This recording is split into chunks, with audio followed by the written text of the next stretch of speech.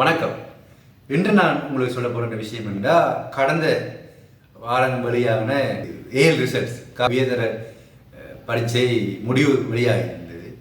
அந்த முடிவில் இலங்கையிலேயே கணித பிரிவில் மெட்ஸில் கணித பிரிவில் கிளிநொச்சியைச் சேர்ந்த வடமாகாணம் கிளிநொச்சியைச் சேர்ந்த ஒரு மாணவன் இலங்கை ரீதியாக முதலிடம் பெற்றிருந்தான் கணித பிரிவில்.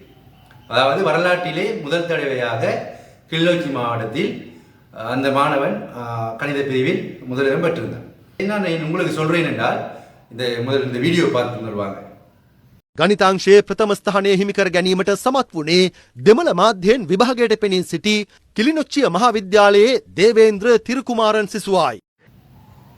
ஏன் நான் இதை உங்களுக்கு சொல்றேன்னா, தமிழ் சமுதாயம் யுத்தத்தின் கொடுமையில் பல இன்னல்களை அனுபவித்த தமிழ் சமுதாயம் யுத்தத்தின் பின் பல அபிவிருத்திகளையும் சுதந்திரமான அவங்களுடைய வாழ்க்கை வாழ்வதற்கு எமது யுத்தத்தை முடிவு செய்தவர் கௌரவ மஹிந்த ராஜபக்சர்கள். ஆகவே இந்த மாணவனுடைய வெற்றியானது அவனுடைய மனநிலையானது சரியாக இருந்திருந்தால், அதாவது யுத்தம் இருந்திருந்தால் இப்படியோ மனநிலை இருந்திருக்காது. ஏன் எந்த நேரம் குண்டு சத்தம், வெடிச்சத்தம், பாடசாலைக்கு நிம்மதியாக போக முடியாது, இப்படி பல சூழல் இருந்ததனால் பல மாணவர்கள் யுத்த காலத்தில் பல பேர் அவங்களுடைய கல்வி இழந்தார்கள். அனைத்துக்கும் 2009 பின் யுத்த முடிவடைந்த பின் பல மாணவர்கள் அவருடைய திறமைகளை வெளிக்கொண்டு வருகின்றார்கள். அவருடைய மனநிலை நேர்த்தியாக இருக்கின்றது. காரணம், அவர்களுக்கு இப்போது யுத்தம் இல்லை, அவர்கள் நிம்மதியாக அவர்களுடைய கல்வி நடவடிக்கைகளை மேற்கொள்ளக்கூடியவாறு இருக்கின்றது. இதற்கு காரணம் யார்? கௌரவ மஹிந்த ராஜபக்ச அவர்கள் யுத்தத்தை முடிவு செய்வதற்காக எடுத்த தீர்மானங்களே இதற்கு ஒரு முக்கிய காரணம்.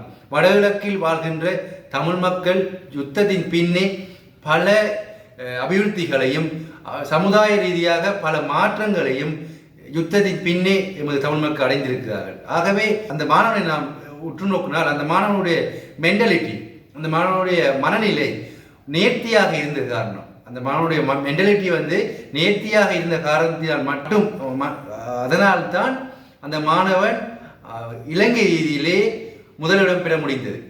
அதாவது யுத்த காலத்தில் இது நடந்திருந்தால் அந்த மாணவனுடைய எண்ணங்கள், அந்த மாணவனுடைய பயம், அந்த மாணவன் பாடசாலையை செல்லக்கூடிய சூழ்நிலை இதெல்லாம் யுத்தத்துக்கு முதல் இருந்தது.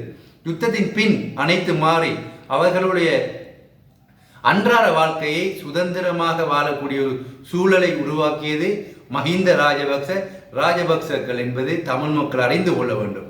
இது போன்று பல வெற்றிகளை எமது தமிழறிஞர்கள் எதிர்வரும் காலத்தில் பெற வேண்டும் என்று வாழ்த்துவதோடு, இன்னும் இதை வைத்து தமிழ் தேசியம் என்று சொல்லிக்கொண்டு எமது தமிழ் மக்களை இன்னும் அரசியல் ரீதியாக பிழையான ஒரு நோக்கத்துக்கு அழைத்து செல்லும் சில கூட்டங்கள் இருக்கின்றார்கள். அவருடைய நோக்கம் என்னாக இருந்தால், அவர்களுடைய குடும்பம் சார்ந்த, அவர்களுடைய இணைந்திருப்பவர்கள் சார்ந்த அவருடைய சுயநலத்துக்காகவே அவருடைய அந்த பயணம் மேற்கொள்ளப்படுது.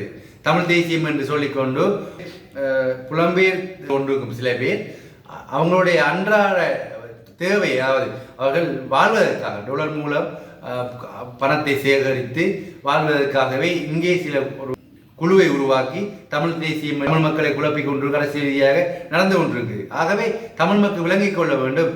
இம்மாணவன் ஒரு திறமையான மாணவன். இந்த மாணவனின் மனநிலை நேர்த்தியாக, அவனோட மென்டாலிட்டி, அவனுடைய மனநிலை ஒரு சராசரியாக அவன் அந்த கல்வியை பெறுவதற்கு வழிவகுத்தவர்கள் ராஜபக்சர்கள்.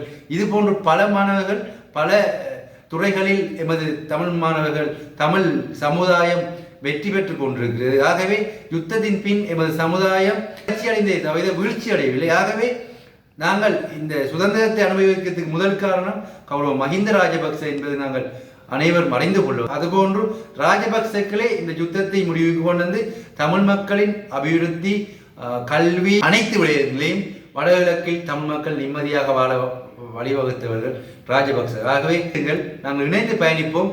பல விடயங்கள் நாங்கள் உண்மைத்தன்மை அறிய வேண்டும். இணைந்திருங்கள். நன்றி, வணக்கம்.